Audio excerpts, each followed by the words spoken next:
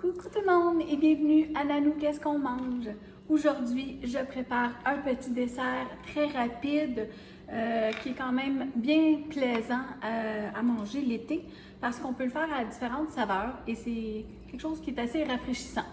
Donc, on appelle ça une tarte au Jello et Cool Whip, mais moi, je la pimpe un peu, juste je la rends meilleure. Alors, je vous donne mon truc, vous en faites ce que vous voulez, si vous voulez faire l'original, faites comme vous voulez. Donc, pour commencer, ça va vous prendre une boîte de poudre à Jello, là, voyons, n'importe quelle sorte, mais 85 grammes, OK? Donc, une petite boîte comme ça. On la prépare avec une tasse d'eau bouillante. Voilà. On va laisser dissoudre la petite poudre. Et ensuite, on va mettre une tasse d'eau froide. Donc, c'est pas tellement long, vous voyez. Pendant ce temps-là, je vais vous dire, ce qui fait la différence, c'est que beaucoup de gens, si on le fait aux fraises, là, ou si on le fait à l'orange ou quelque chose, vont prendre des oranges ou des citrons ou des fraises pour décorer sur le dessus. Moi, j'en mets à l'intérieur. Alors, ça fait quelque chose d'un petit peu plus riche, un petit peu meilleur, je trouve. Et puis, je me suis gardé quelques fraises pour décorer sur le dessus, mais sinon, je prends un casseau complet comme ça. Ils sont en vente au IGA cette semaine, c'est pour ça que j'ai pensé à ça. Donc, 454 grammes, là, un bon casseau comme ça. Et je les ai toutes coupées ici, je ne sais pas si vous voyez. Elles sont toutes coupées en petits morceaux. Alors, je vais les mettre dans mon mélange, dans ma garniture. Donc, c'est une recette qui est très, très facile parce que vous n'êtes pas obligé de faire cette étape-là. Vous pouvez simplement mélanger une boîte de Jello avec un contenant de garniture fouettée comme ça. Puis, c'est fait. Donc, là, je vais mettre la tasse d'eau froide. J'avais des petits glaçons, mais ils vont fondre. Vous voyez? Donc, c'est très, très simple. N'importe qui peut faire ça. Ça s'amène très bien n'importe où.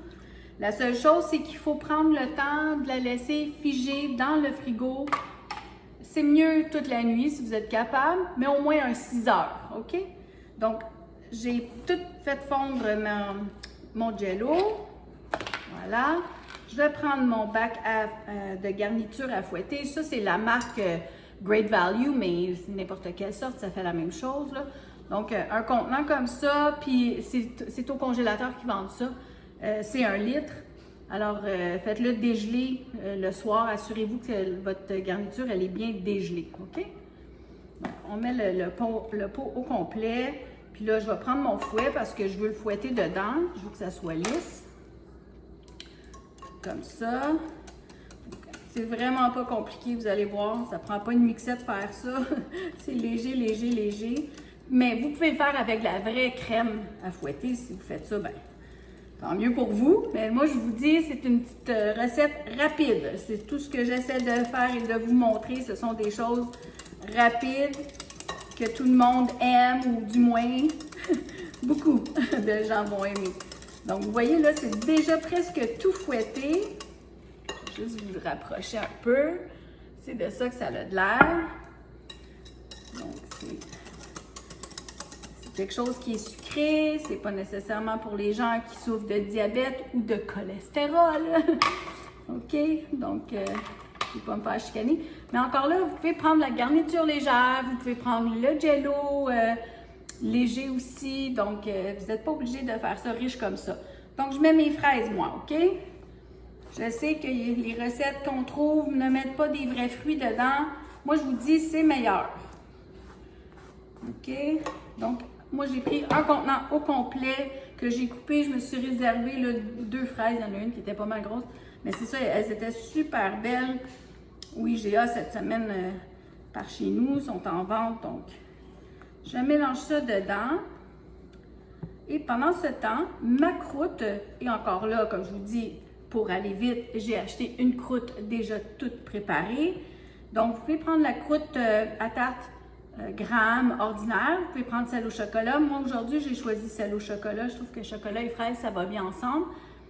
Là, elle est dans le four un petit peu. Je la mets à 350, un petit 5-10 minutes, pas plus. Je la laisse refroidir avant de mettre ma garniture. Donc, on se voit dans pas long. Alors, ma croûte, elle est sortie, elle est bien refroidie, sans quoi je ne pourrais pas la prendre. Bon, c'est pas tout le monde qui la met au four. Encore là, c'est des façons à moi. Alors, faites ce que vous voulez à la base, c'est juste pour vous donner une idée, d'accord? Donc, puis aussi, comme je vous ai dit, vous pouvez prendre la croûte gramme ordinaire. Alors là, je vais mettre, donc c'est super facile dans le fond, on met le mélange qu'on a fait préalablement, là, on le met dedans. Puis j'en ai peut-être même pour 2, parce que vu que je mets des fraises dedans, mais ça m'en fait plus. Voilà. Donc, si vous aimez ça très bombé, vous pouvez en mettre un peu plus. Je vais regarder ce que ça donne. Voilà. Puis des fois, on a si on la fait maison, on peut faire notre base de tarte plus grande encore. Donc, c'est tout juste pour vous donner une idée. C'est toutes des suggestions que je vous fais. Moi, je sais qu'avec les fraises dedans, c'est super bon. Et puis, comme ça, vous voyez qu'elle est bien ronde. Je trouve que c'est plus appétissant. Et il en reste. Je pourrais en faire une petite ou faire des petits ramequins avec des petits biscuits Graham que j'ai. Donc là, on ne veut pas faire la garniture avec les fraises tout de suite. Ça doit absolument être au frigo au moins 5 heures avant de faire de la garniture. Idéalement, avant de la manger, ça serait une nuit. Donc, si vous êtes capable d'y résister, tant mieux. Peut-être qu'on va se voir dans 6 heures, peut-être demain. Alors, coucou, on est le lendemain. Ma belle tarte, elle est figée. Alors, on peut couper des morceaux de fraises, comme je vous ai dit, pour l'enjoliver un petit peu. Alors, c'est pas nécessaire, on pourrait quand même bien la couper comme ça, mais juste pour faire mignon, cute, comme j'aime bien dire. Alors, on peut en disposer n'importe comment, là. Je fais juste ça comme ça, là, pour aller vite. Vous pouvez prendre votre temps à la maison, faites un petit patron joli, peut-être un cœur ou quelque chose. On pourrait mettre des petits bonbons. Hein, s'il y a des enfants, c'est sûr que les enfants aiment beaucoup le petit look de bonbons. Donc, pas compliqué. Un petit dessert d'été comme ça, vous pouvez peut-être apporter ça à votre grand-maman dans la résidence de personnes âgées pour la fête des mamans. Ça serait une bonne idée.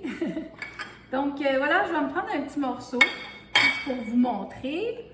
Alors c'est ça, n'attendez pas trop longtemps avant de la servir. Si vous pouvez, mettez-la au congélateur un petit peu parce que là, comme vous voyez, le temps que je prépare tout mon setup, elle commence, puis il fait chaud là, dans la maison. Ici, c'est tout vitré, puis c'est ça, il fait tellement beau aujourd'hui, on a une belle journée. Mais en tout cas, tout ça pour dire qu'elle commence à ramollir. Donc, gardez-la dans le frigo, dans le congélateur, là, si vous êtes capable le plus longtemps possible avant de la couper pour qu'elle soit bien ferme. OK?